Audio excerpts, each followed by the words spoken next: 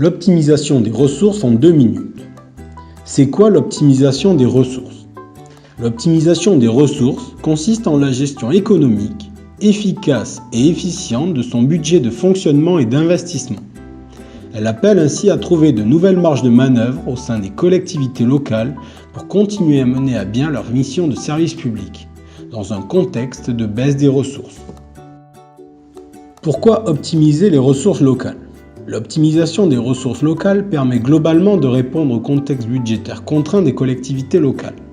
Ce dernier est notamment marqué par la baisse des dotations de l'État de près de 10 milliards depuis 2015, par la difficulté du recours à l'impôt, la France étant déjà en 2015 le second pays au monde affichant le taux de prélèvement obligatoire le plus élevé, et par l'importance de la dette publique atteignant en France près de 100% du PIB.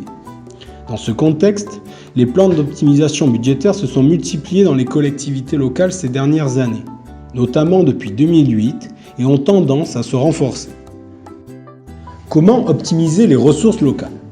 Plusieurs solutions apparaissent possibles dans cette voie. Tout d'abord, en agissant sur les moyens à disposition de la collectivité.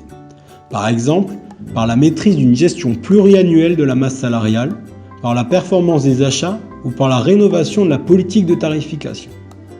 Ensuite, en agissant sur l'organisation locale, comme par exemple par la mutualisation des services publics ou par la réorganisation des directions. Enfin, en agissant sur les services publics eux-mêmes, par exemple par leur adaptation aux besoins de la population ou par leur priorisation.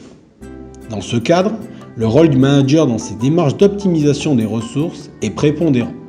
En effet, ces démarches peuvent être anxiogènes et nécessitent un accompagnement, des explications claires, une bonne communication, ainsi qu'un leadership fort, aussi bien politique qu'administratif.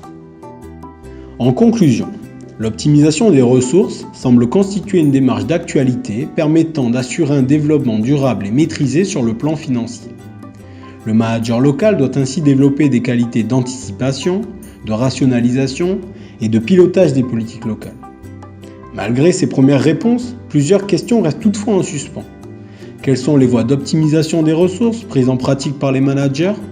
Quelles sont les solutions spécifiques en matière de pilotage de la masse salariale ou de performance achat?